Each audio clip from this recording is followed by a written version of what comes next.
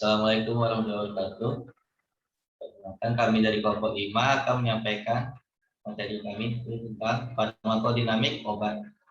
Sebelum itu saya perkenalkan terlebih dahulu anggota kelompok kami, yaitu ada saya sendiri, Edo Rosa, kemudian ada Novia Liani, lalu ada Nabila Fatrunada, kemudian ada Dea Raihan, lalu ada Osi Nurul Hayati, Paramutia, Alfitri Luciani, dan Salma Supriya.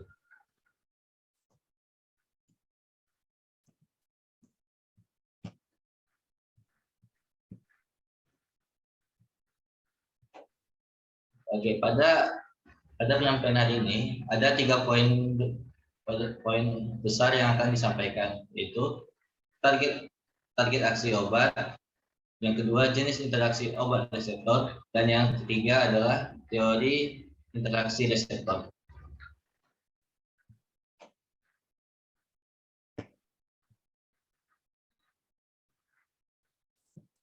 Untuk target aksi obat akan dijelaskan oleh Alfitri Luciani. Pada Alfitri Luciani dipersilakan. Assalamualaikum warahmatullahi wabarakatuh. Saya akan menjelaskan tentang target aksi obat. Itu ada 4 bagian, yaitu kanal ion, enzim, molekul pembawa, dan reseptor.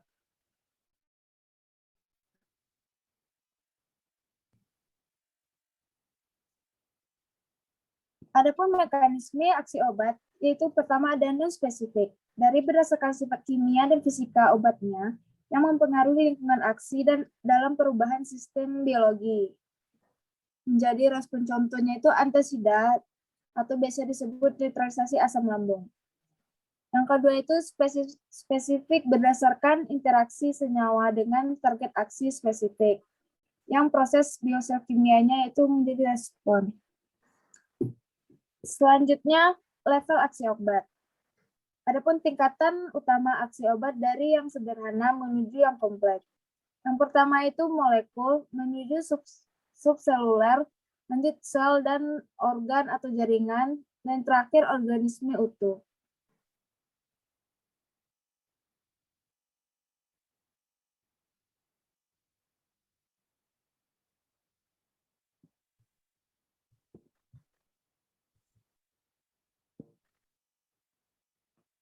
Yang pertama itu kanal ion. Kanal ion atau biasa disebut kanal ion atau protein membran terdapat pada lapisan lipid membran yang tersusun dari beberapa subunit protein yang membentuk suatu pori-pori. Adapun fungsi dari kanal ion yaitu transport ion, pengatur potensial listrik, signaling sel, dan pembukaan atau penutupan kanal ion bisa diatur melalui senyawa kimia atau ligan, sinyal listrik, atau kekuatan mekanik.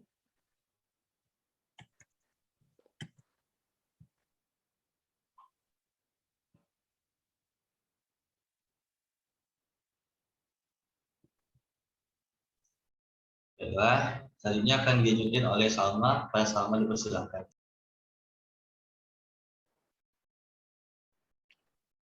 Baiklah, saya akan menjelaskan tentang kanal ion dalam menjaga potensi sel dalam kondisi istirahat.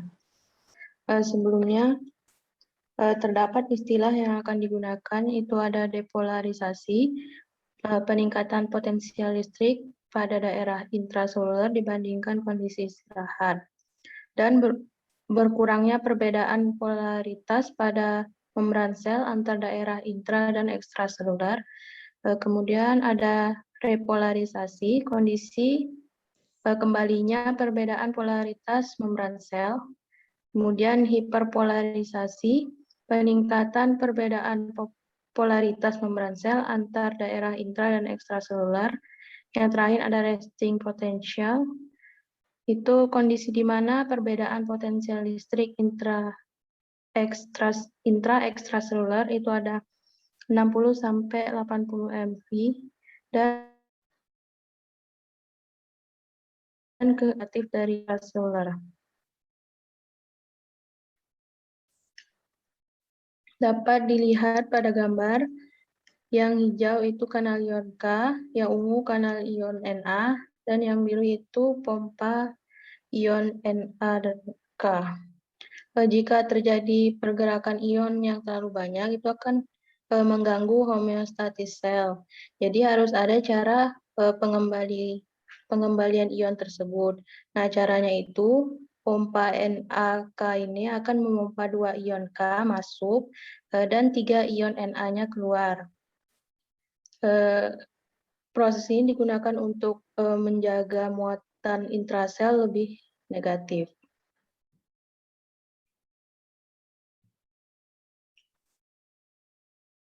Adapun klasifikasi kanal ion berdasarkan cara teraktivasinya. Yang pertama ada kanal ion teraktivasi voltase.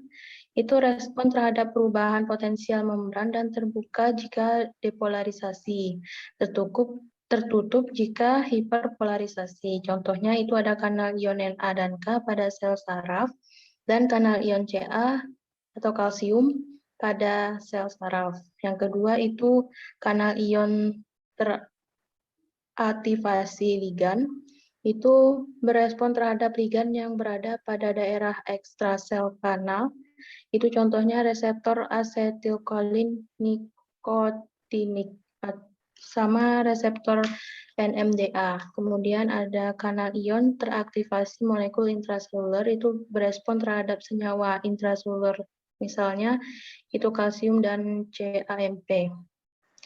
Kemudian kanal ion aktivasi oleh kekuatan mekanik, itu respon terhadap kekuatan mekanik yang timbul dari peragangan atau pengerutan lokal membran sekitar kanal ion. Yang terakhir ada kanal ion terhubung protein G, itu teraktivasi jika protein G-nya teraktivasi. Contohnya itu reseptor asetilkolin muskrinik.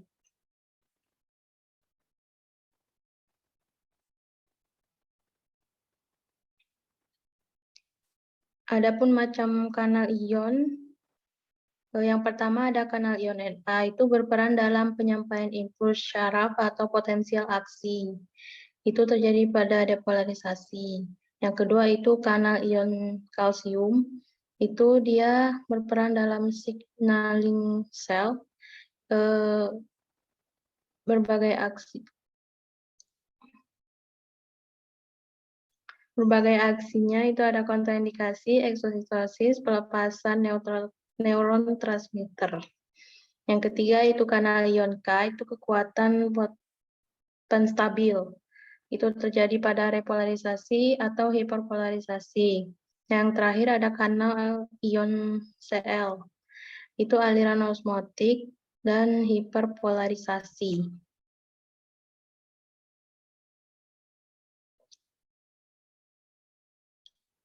Kemudian kanal ion Na itu bertanggung jawab meneruskan potensial aksi, itu akan terbuka jika terjadi depolarisasi. Nah, contoh obat yang beraksi pada kanal ion Na, yang pertama itu ada phenytoin dan carbamazepin.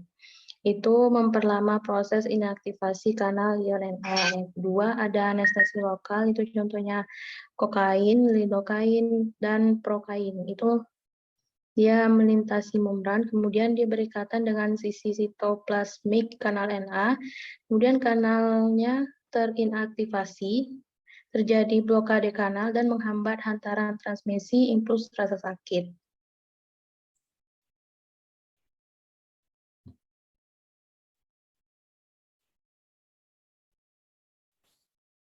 Selanjutnya, kanal ion kalsium merupakan second messenger yang sangat banyak digunakan.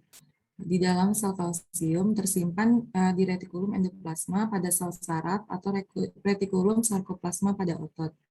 Fungsi ion kalsium yang pertama sebagai pelepasan neurotransmitter pada sel saraf, yang kedua eksositosis pada sekretori sel, contohnya histamin dan insulin. Yang ketiga yaitu kontraksi otot.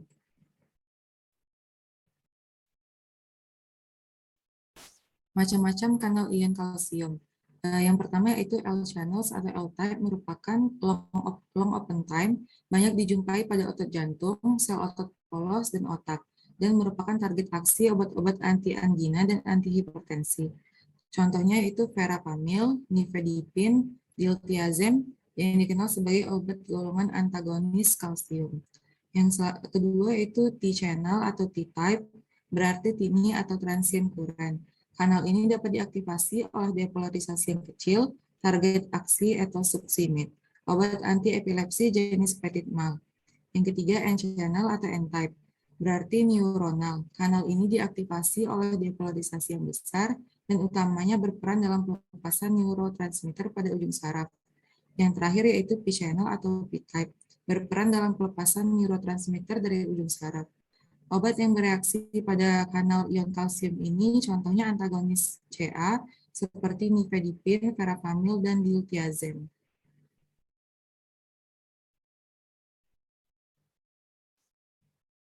Yang ketiga yaitu kanal ion kalium, berperan sebagai kekuatan penstabil untuk repolarisasi dan mengatur resting potensial. Pembukaan kanal K+ menyebabkan aliran K+ keluar ke ekstrasel sehingga terjadi hiperpolarisasi dan terjadi hambatan transmisi potensi listrik. Malfungsi kanal ion K+ menyebabkan hambatan terhadap hiperpolarisasi dan dapat menyebabkan hipereksitabilitas jaringan. Misalnya penundaan repolarisasi ventrikel seperti di aritmia jantung. Contohnya minoxidil, kromakalim, levkromakalim, membuka kanal ion K+ otot polos jantung dan vaskular menyebabkan efflux K+ keluar sel dan terjadi hiperpolarisasi. CA intrasel turun menyebabkan relaksasi otot jantung dan vaskular, menyebabkan antihipertensi dan efek proteksi jantung. Sulfonylurea menyebabkan pemblok selektif kanal K+ atau ATP sensitif K+ channel pada pankreas sehingga terjadi depolarisasi pada konsentrasi CA++ intrasel naik menyebabkan sekresi insulin. Yang terakhir yaitu kanal ion klorin. Fungsi kanal klorin dalam sel adalah sebagai regulasi volume dan homeostatis ionik. Selanjutnya sebagai transepithelial dan regulasi eksitabilitas elektrik. Pembukaan kanal klorin menyebabkan aliran Cl- masuk ke dalam sel, terjadi hiperpolarisasi, inaktivasi kanal Cl, dan hipereksitabilitas. Beberapa jenis kanal klorin dapat diaktifasi oleh kekuatan mekanik dengan sel membengkak, kanal terbuka, Cl- keluar sel diikuti oleh kation dan air, kemudian mengempis kembali. Contoh kanal ion Cl terdapat pada cystic fibrosis transmembran, conductance regulator atau CFTR, menyebabkan malfungsi CFTR dan terjadi disfungsi kanal ion Cl, sehingga terjadi cystic fibrosis atau infertilitas pada pria. Obat pada kanal ion Cl seperti lubiproston, produknya Amitizia, mengaktifkan kanal CLC2, meningkatkan sekresi cairan kelumen usus dan mengatasi obstipasi kronis idiopatik.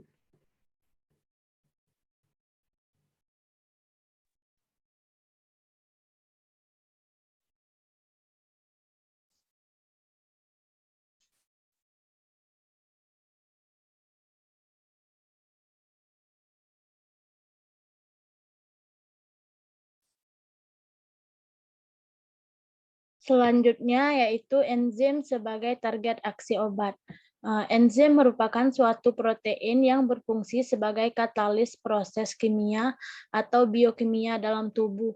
Aksi obat pada enzim diperantarai dua mekanisme, yaitu 1.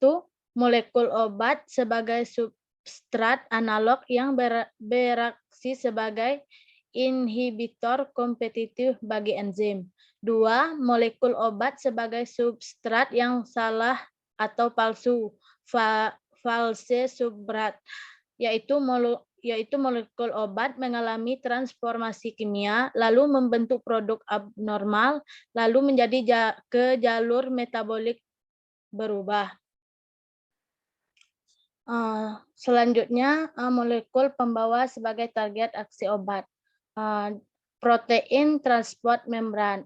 Pertama yaitu transporter atau transport pasif. Ada 3, yaitu pertama uniprop, yaitu membawa satu senyawa sesuai gradien konsentrasi.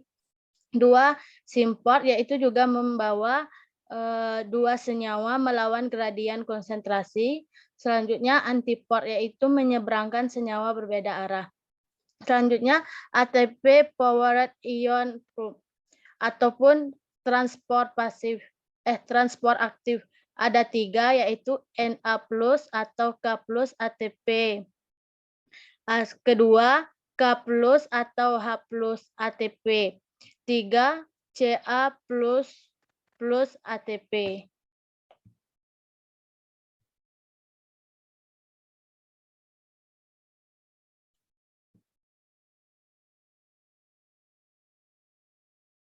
Selanjutnya yaitu reseptor sebagai target aksi obat. Reseptor merupakan target aksi kebanyakan obat atau ligan yang menjadi fungsi apabila berinteraksi dengan agonis. Mengenal dan mengikat suhu ligan dengan spesifisitas tinggi dan meneruskan sinyal ke dalam sel melalui pertama perubahan permeabilitas membran, kedua pembentukan second messenger dan 3 mempengaruhi transkripsi gen.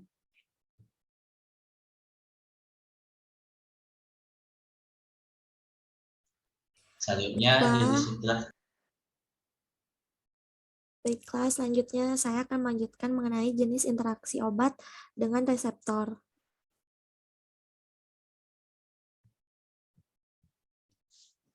Jadi senyawa yang berikatan dengan reseptor itu dapat dikategorikan menjadi 3 macam. Yang pertama agonis atau dapat menimbulkan efek, yang kedua antagonis tidak menimbulkan efek, yang ketiga parsial agonis atau dapat menimbulkan respon tapi respon yang dihasilkan itu tidak maksimal. Agonis, obat yang mengaktifkan reseptor dengan berikatan dengan reseptor tersebut disebut agonis. Reseptor sering digambarkan sebagai protein yang bisa berikatan ataupun tidak berikatan dengan ligan agonis. Ketika reseptor berikatan dengan ligan agonis, maka akan menghasilkan efek obat. Nah, ketika tidak berikatan, maka efek tersebut akan tidak muncul. Agonis secara sederhana sering digambarkan sebagai pengaktif reseptor. Seperti pada gambar itu yang bulatan berwarna oranye itu senyawa agonis, lalu yang kotak ada bulatan itu reseptor dan posisinya itu inaktif atau tidak aktif. Lalu setelah berikatan maka reseptornya itu akan menjadi aktif. Berdasarkan teori induced fit, suatu agonis akan menginduksi perubahan dan menimbulkan suatu respon, tetapi suatu antagonis akan berikatan tanpa perubahan konformasi. Secara umum ada banyak kemiripan struktur di antara seri senyawa agonis, tetapi hanya sedikit kemiripan struktur di antara seri senyawa antagonis. Suatu agonis bisa diubah menjadi antagonis dengan modifikasi struktur yang tepat. Pada gambar A menunjukkan suatu agonis dengan gugus yang tepat berinteraksi dengan 3 buah reseptor binding site dan menimbulkan efek biologisnya.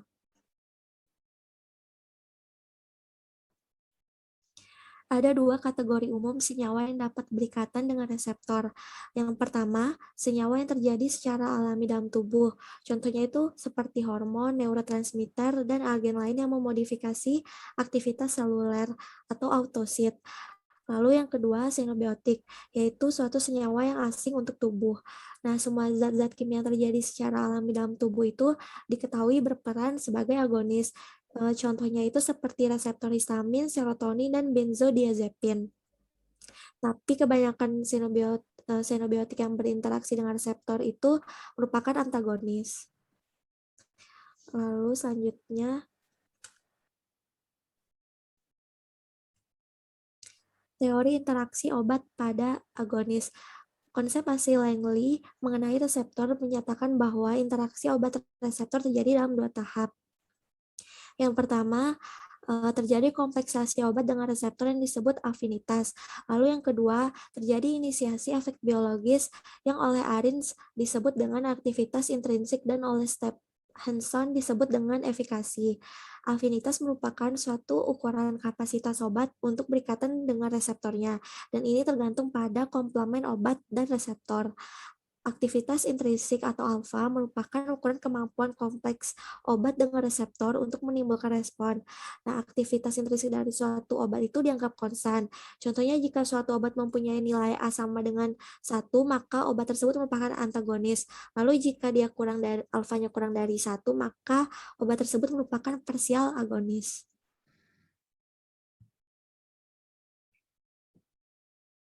Selanjutnya akan dijelaskan oleh Osi. Baik, selanjutnya untuk jenis interaksi obat dengan reseptor yaitu antagonis. Pada gambar di atas ini bisa menyimpulkan sedikit mengenai interaksi antagonis dengan reseptor, di mana pada bagian yang berwarna ungu yang diberi tanda R ini merupakan jenis reseptor yang sifatnya masih inaktif karena belum berikatan dengan senyawa apapun. Sedangkan yang berwarna merah ini merupakan antagonis dan yang bulat ini merupakan agonis. Nah, jika antagonis ini berikatan dengan reseptor, maka akan mengakibatkan reseptor ini tetap bersifat inaktif, berbeda dengan ketika reseptor ini berikatan dengan agonis, maka reseptor itu akan bersifat aktif. Antagonis sendiri bisa diartikan sebagai obat yang berikatan dengan reseptor tanpa mengaktifkan reseptor tersebut. Nah, jika antagonis ini berinteraksi dengan reseptor, maka tidak akan menimbulkan efek dan juga dapat menurunkan efikasi obat tersebut. Kemudian juga terdapat dua tipe antagonis, yaitu antagonis kompetitif dan antagonis non-kompetitif. Untuk antagonis kompetitif itu sendiri, senyawa tipe ini akan berikatan pada sisi reseptor yang sama dengan agonis atau secara langsung mengganggu ikatan agonis dengan reseptor. Antagonis kompetitif ini terjadi saat konsentrasi antagonis meningkat dan menghambat respon agonis secara progresif. Sedangkan untuk antagonis non-kompetitif, senyawa yang berikatan dengan reseptor tetapi pada sisi yang berbeda dengan agonis. Terjadi ketika setelah pemberian antagonis, konsentrasi agonis, maaf di sini ada salah pengetikan, yang tinggi sekalipun tetap tidak mampu melampaui antagonis. Hal ini juga bisa diakibatkan agonis berikatan irreversible dengan reseptor, atau agonis berikatan pada lokasi yang berbeda. Ada gambar di samping ini menjelaskan sedikit mengenai kurva dosis dan respon untuk antagonis, di mana pada interaksi antagonis dan reseptor ini menghasilkan konsentrasi obat di dalam otot itu 0%, yaitu stabil pada 0%. Hal ini dapat mengartikan bahwa obat tersebut tidak aktif di dalam tubuh atau tidak memberikan efek farmakologis bagi tubuh. Next. Untuk kategori umum, senyawa dapat berikatan dengan reseptor itu terbagi menjadi dua. Seperti yang telah dijelaskan tadi, yang pertama itu senyawa yang terjadi secara alami dalam tubuh, kemudian xenobiotik atau zat asing, di mana zat kimia yang terjadi secara alami dalam tubuh diketahui berperan sebagai agonis, tetapi kebanyakan xenobiotik ini yang berinteraksi dengan reseptor adalah antagonis. Contoh untuk interaksi antagonis obat itu, yang pertama adalah beta blocker, yaitu contohnya carvedilol. Berinteraksi dengan beta agonis, yaitu misalnya salbutamol, akan mengakibatkan efek obat menurun. Kemudian yang kedua itu ada thiazid dan golongan obat NSAID, akan mengakibatkan penurunan efek diuretik pada ginjal.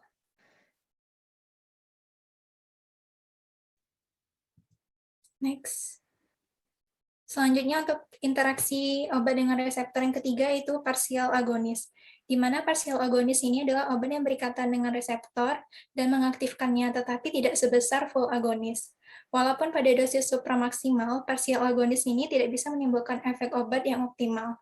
Partial agonis juga memiliki aktivitas antagonis yang disebut dengan agonis-antagonis. Ketika partial agonis diberikan bersama full agonis, hal ini akan mengurangi efek dari full agonis. Partial agonis ini tidak seefektif agonis untuk mempertahankan reseptor dalam bentuk aktif, sehingga reseptor yang berikatan hanya menghabiskan waktu 50% dalam bentuk aktif. Untuk contohnya yaitu butorphanol adalah partisi agonis pada reseptor mikroopioid. Ketika diberikan tunggal, butorphanol memberikan efek analgesik yang sedang.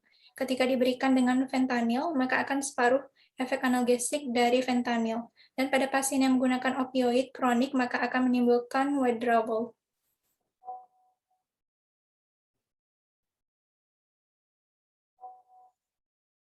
Reseptor sendiri memiliki dua bentuk, yaitu inaktif dan bentuk aktif, di mana dalam bentuk aktif ini menghasilkan efek yang sama seperti saat reseptor tersebut berikatan dengan agonis, walau pada tingkat yang rendah karena reseptor hanya menghabiskan 20% waktunya dalam bentuk aktif. Pada gambaran ini, ligan tidak menyebabkan bentuk reseptor berubah. Namun, ligan merubah perbandingan antara bentuk inaktif dan aktif secara termodinamik, dengan lebih mencenderungkan satu bentuk. Maka dari itu, pada parsial agonis ini, efektivitas obatnya dalam tubuh ini tidak mencapai 100%.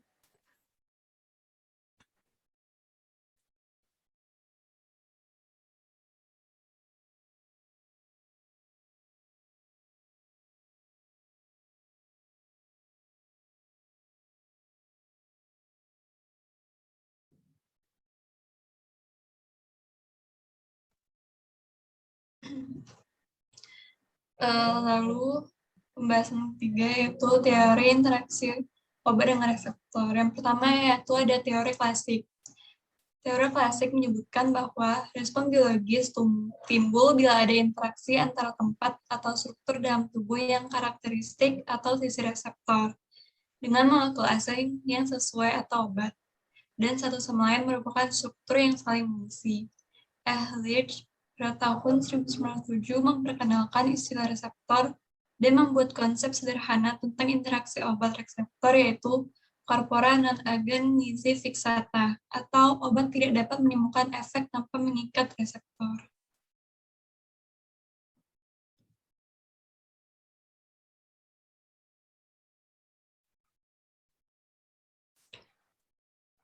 Teori kedua yaitu teori pendudukan.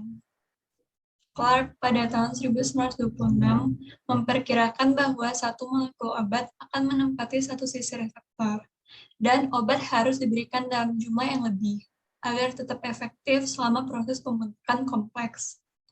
Obat, atau ditulis dengan simbol O, akan berinteraksi dengan reseptor dengan ditulis simbol R, membentuk kompleks obat reseptor dengan simbol OR. Proses interaksi ini dijelaskan sebagai berikut, di mana obat akan bereaksi dengan reseptor menghasilkan efek biologis yang dihasilkan dengan adanya faktor kecepatan penggabungan dan kecepatan disosiasi. Lalu, proses interaksi obat reseptor menurut Arian Stephenson dijelaskan dengan bagian sebagai berikut. Jadi, itu obat bereaksi dengan reseptor, menghasilkan kompleks obat reseptor, dan akan memberikan efek respon biologis. Lalu, ada juga yang kedua, yaitu ada obat bereaksi dengan reseptor, menghasilkan obat reseptor dengan respon positif, di mana itu disebut dengan senyawa agonis, yaitu afinitas besar dan aktivitas intrinstiknya sama dengan 1. Dan yang terakhir, obat bereaksi dengan reseptor menghasilkan obat reseptor dengan respon negatif. Itu yang disebut dengan senyawa antagonis, di mana afinitas besar dan aktivitas intrinsik sama dengan 0.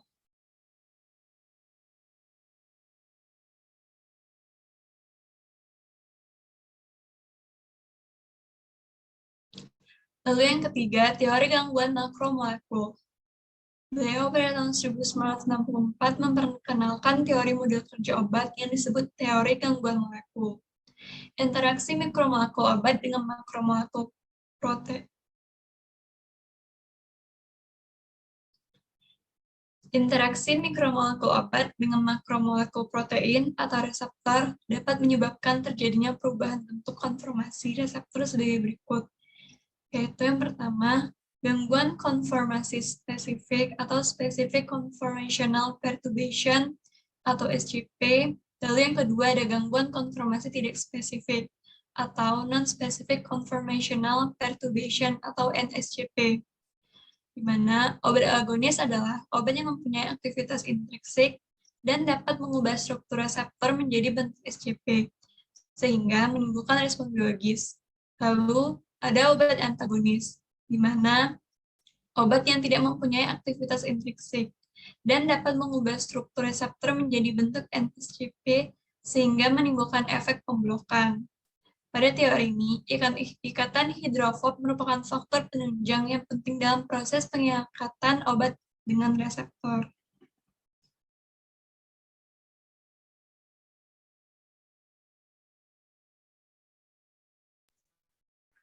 Baik, kesimpulan yang bisa diambil ialah target aksi obat terdiri dari 4 bagian, yaitu kanal ion, enzim, molekul pembawa, dan reseptor. Untuk senyawa yang berkaitan dengan reseptor dikategorikan menjadi 3, yaitu agonis, antagonis, dan parsial agonis. Dan untuk teori interaksi obat reseptor terdiri dari 3 juga, yaitu teori klasik, teori pendudukan, dan terakhir teori gangguan makromolekul. Baik, itu saja materi dari kami kelompok 5. Terima kasih sudah mendengarkan materi dari kelompok kami. Maka dari itu, kami akan membuka sesi diskusi. Baik, mari kita buka sesi diskusi pada hari ini. Bagi yang ingin bertanya, silahkan bertanya. Terima kasih. Aku izin bertanya ya.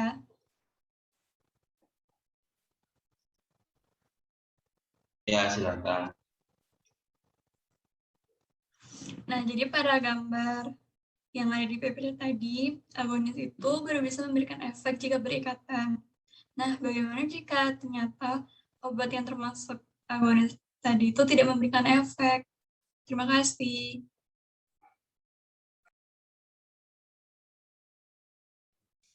Baiklah, saya akan menjawab pertanyaan dari Dea Raihan. Jadi, besarnya efek obat itu tergantung dari total jumlah reseptor yang berikatan, sehingga efek obat itu akan menghasilkan efek yang paling maksimal ketika semua reseptor itu udah terikat. Nah, jika obat itu termasuk agonis tapi tidak menimbulkan efek, hal itu bisa disebabkan oleh reseptornya belum terikatan secara maksimal atau optimal. Sekian penjelasan dari saya. Apakah ada yang masih belum dipahami, Dea? Jadi ada faktor dari jumlah reseptor dan jumlah obatnya. Iya, dan ada faktor ikatan antara obat dan reseptor. Lebih ke ikatannya gitu deh. Oke, terima kasih. Ya, sama-sama. Saya kembalikan ke moderator. Ya, terima kasih Pak. Dia sudah paham materinya?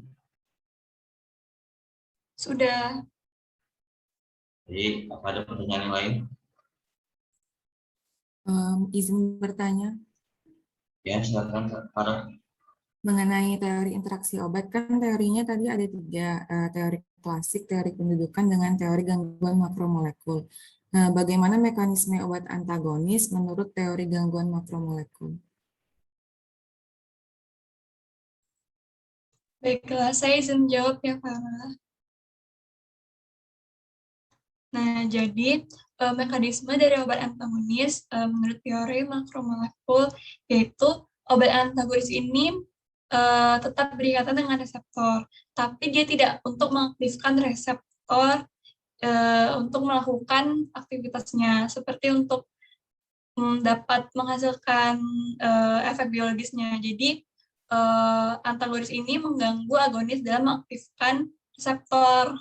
Jadi, dia kerjanya itu menghambat itu mekanismenya untuk reseptor itu tidak bekerja menghasilkan efek biologis. Terima kasih. Apakah bisa dimengerti, Farah? Bisa, makasih. Baik, untuk pertanyaan selanjutnya ada lagi? Izin bertanya. Ya, silakan Lucy. Saya mau bertanya tentang jenis interaksi obat reseptor. Yang ingin ditanyakan itu bagaimana agonis itu berikatan. Terima kasih. Izin menjawab, sebagian besar agonis itu berikatan melalui ikatan ion, hidrogen, dan van der Waals ataupun jumlah gaya tarik dari dorong antara molekul. Ikatan itu bersifat reversibel. Mungkin ada tambahan? izin menambahkan. Jadi tuh kalau agonis itu ikatannya ada dua, ada yang sebagian besar dan sebagian kecil. Kalau sebagian besar itu sudah dijelaskan oleh Novia, saya akan melanjutkan yang sebagian kecilnya. Sebagian kecil agonis itu berikatan dengan reseptor, bisa juga secara kovalen. Nah, kalau secara kovalen ini ikatannya itu irreversibel. Sekian dari saya. Saya kembalikan ke moderator. Baik, apa Lucy sudah paham? Ya, sudah paham. Terima kasih. Oke, apa yang lain apa ada mau tanyakan lagi? Baiklah, saya ingin bertanya pada target aksi obat, bagaimana cara menjaga keseimbangan kadar Ca di dalam dan juga di luar sel. Terima kasih. Baiklah, saya akan menjawab. Jadi, kalsium yang ada di intraseluler itu, kalau misalnya dia meningkat, itu dapat menyebabkan kematian sel. Nah, untuk menjaganya agar tetap seimbang, itu kan konsentrasi kalsium itu tidak boleh tinggi. Dia harus kadarnya rendah. Nah, pada membran sel itu terdapat pompa Ca atau pompa kalsium ATPase, itu digunakan untuk memompa kalsium keluar. Kalau misalnya pada sel saraf dan otot, itu dia terdapat pompa penukar natrium kalsium yang pada sel saraf dan otot itu afinitasnya itu rendah terhadap kalsium, sehingga baru bekerja jika kadar kalsium di sitosolnya itu mencapai 10 kali kadar normalnya. Nah, kalau di retikulum endoplasma itu ada namanya pompa kalsium ATPase, di mana kalsiumnya akan diambil dari sitosol dan masuk ke penyimpanannya. Masuk ke penyimpanan itu untuk menjaga konsentrasi kalsium di sitosolnya tetap rendah. Nah, kalau misalnya kalsium di sitosol itu meningkat sampai dari lebih dari 10 mikromolar, itu kan akan bahaya bagi sel. Nah, sehingga pompa kalsium yang ada di mitokondria akan bekerja dan akan mengambil kalsium dari sitosol dan menyimpannya. Penyimpanannya itu letaknya di retikulum endoplasma atau retikulum sarkoplasma. Jadi agar menjaga keseimbangan kadar kalsium di dalam dan di luar sel, itu ada namanya pompa kalsium ATPase. Itu kan digunakan untuk memompa kalsium itu keluar dari sel agar kadar kalsium di dalam selnya itu rendah. Jadi sekian dari saya. Saya kembalikan ke moderator. Baik, apa Novia sudah paham? Paham. Ya, terima kasih. Ada pertanyaan yang lain?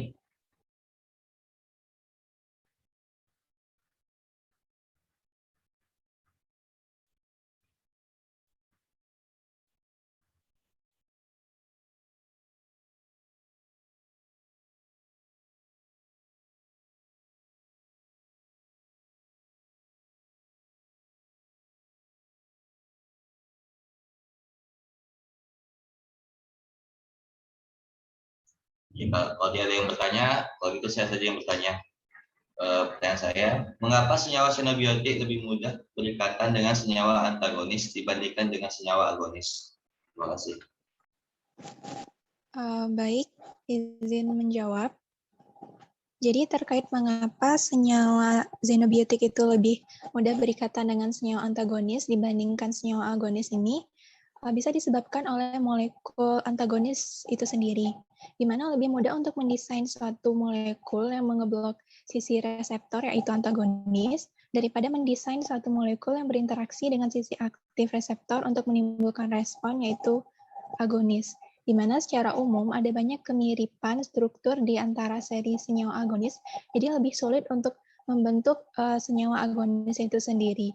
Tapi hanya sedikit kemiripan struktur di antara seri senyawa antagonis. Kemudian hal ini juga bisa disebabkan oleh selektivitas reseptor, di mana seringkali sukar untuk membuat suatu senyawa yang selektif terhadap reseptor tertentu karena struktur reseptor pada umumnya tidak diketahui.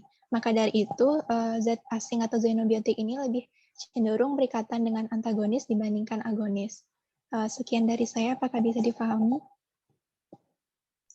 Ya, bisa saya pahami. Terima kasih. Saya rasa sudah cukup pertanyaan dari yang lain. Kalau begitu, saya tutup diskusi pada hari ini. Terima kasih pada teman-teman semuanya. Saya akhiri. Assalamualaikum warahmatullahi wabarakatuh. Waalaikumsalam. Waalaikumsalam warahmatullahi wabarakatuh.